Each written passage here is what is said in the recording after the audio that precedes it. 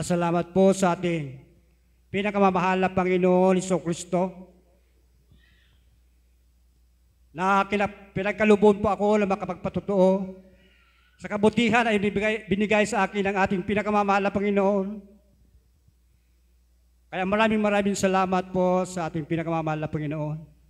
Dobling paggalang sa ating iniwan turot aral ng aming ginagalang na Pastor Willie Estrada Almeida, sa kanyang assistant pastor Lina C. Almeida, sa mga beloved children, mga minamahal, sa inyong lahat na kapatiran na nandito, maranatang hali po sa inyong lahat.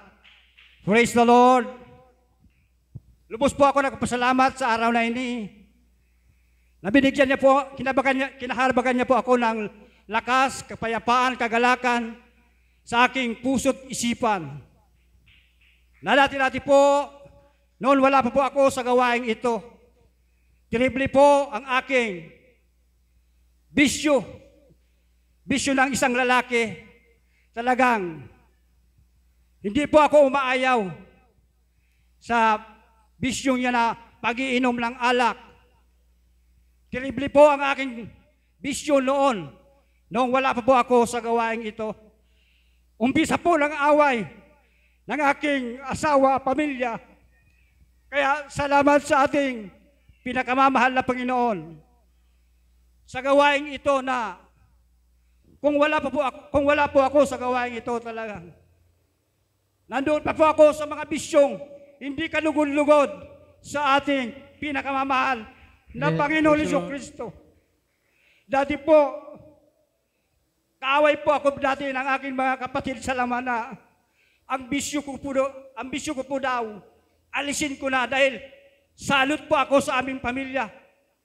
Kaya sabi ko, kung kayo, hindi nyo kayang baguhin ang aking sarili, kung wala ang Diyos sa aking puso't isipan, kaya salamat sa ating pinakamamahal na Panginoon sa gawain ito, na kung wala po ang gawain ito sa Jesus Miracle Crusade, talagang sa oras na ito, baka nandoon pa ako sa mga bisyong hindi karapat dapat sa harapan ng ating pinakamamahal na Panginoon Jesucristo. Kaya salamat sa ating pinakamamahal na Panginoon na kung hindi po sa pamamagitan ng Jesus Miracle Crusade, kaya kung saan po ako sa mga oras na ito. Kaya maraming salamat maging sa aming paghanap buhay kung saan lugar kami na nadako. Kaya salamat sa ating pinakamamahal na Panginoon. Iningatan niya po kami sa araw-araw namin na kung saan squatter, bahay-bahay kami, kung saan lugar. Kaya maraming salamat sa ating pinakamamahal na Panginoon. Hindi ko babayaran sa lapi ang pag-iingat sa aking pamilya, maging sa aking paghanap buhay, bagamat mayroon pa ako napagsiran doon sa dako ng Kinalansang kahapon na magpasok daw po ako sa pinapasukan niya na libo-libo ang pikikita niya sa isang araw. Sabi ko, bawal sa amin yan, mga bisyong yan. Noon sabi ko, pili kitang samahan, pero sa panahon ngayon sabi ko, bawal sa amin yan dahil born again Kristiyana po ako. Bakit nag-born again ka? Sabi ko, ang born again ibig sabihin, bagong buhay. Kaya kung noon sabi ko sa aking sarili, kung noon sabi ko, sasamahan kita dahil ang hanap buhay niya po illegal. Illegal na yung talagang malaking kumita ng pira. Sabi ko, dito lang ako sa piso-piso. Dahil baling piso-piso. Basta sabi ko kay Kristo, libo-libo ang sabi ko sa kanila. Sa Diablo, sabi ko, talagang kahit masakit sa kanyang isipan, hindi ko kinahiya po yan dahil masawa sabi ko sa kanya yan, baguhin mo ang akin ang iyong sarili. Yung kinabukasan po, inalos siya ng ni Mandada Kupsa Siabo, itong pangalan noon. Binakuko siya po sa dako ng Kinalansan, sabi ko. Sabi mo, ribo-ribo, binakuko ka baga, sabi ko.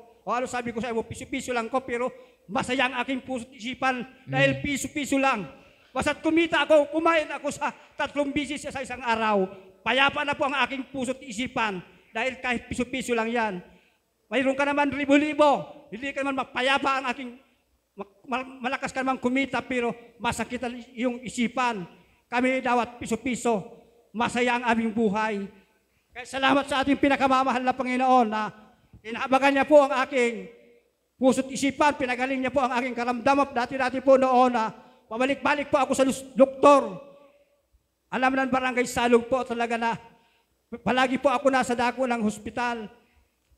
Pero salamat sa ating pinakamamahal, kinahabagan niya po akong kagalingan, payapang buhay. Kaya maraming salamat sa gawain ito. Kung wala po sa gawain ito, saan naman po ako ngayon sa mga panahon na yon. Kaya maraming salamat. Pinagaling niya po ang aking karamdaman. Binago po ang aking buhay. Hindi mabayaran sa lapi ang kapayapaan na nararamdaman ko sa panahon ngayon.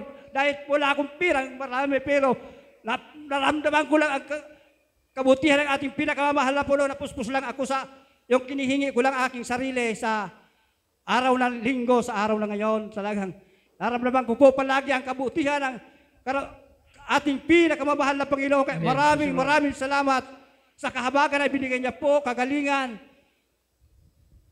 kapayapaan na binigay sa akin ng ating pinakamamahal na Panginoon. Kaya maraming salamat sa gawain ito. Kung wala po ang ating pinakamamahal na Panginoon, nasa bisyo pa ako sa mga panahon kayo. Kaya maraming salamat sa gawain ito. Dati po, noon wala pa po ako dito na talagang ang aking mga kapatid na yan, sabi nila, baguhin ko na daw ang sarili ko. Sabi ko, kung kayo hindi ko kayang baguhin. Kaya salamat sa ating pinakamamahal na Panginoon dito. Binago ng lubusan ang aking puso't isipan. Binigyan po ang kapayapaan, kagalakan, na walang makapantay ng kapayapaang kagalakan sa aking buhay sa oras na ito. Dahil bali ng ganito laman na tinutuya pa ako ng aking mga kapatid na yan na dahil daw po ako patuloy sa buhay. Sabi ko, dahil doon kaya ang aking buhay na baguhin kung wala ang ating pinakamamahal na Panginoon. Dapat siya ako magpabuya kayo sa aking buhay. Dahil kung kayo, hindi nyo ko kayang baguhin kung walang Diyos sa aking buhay. Kaya maraming salamat. Kinahabagan niya po ako ng kagalingan, kapayapaan. Na hindi walang makakahigit pa na kapayapaan sa buhay ko. Hindi mabayaran sa lapi, sa butika ang kapayapaan na nararamdaman ko sa oras na ito. Kaya maraming salamat sa ating pinakamamahal na Panginoon. Kaya ang lahat ng kapurihan, kapasalamatan, tanging sa ating pinakamamahal na Panginoon Hesus po lamang.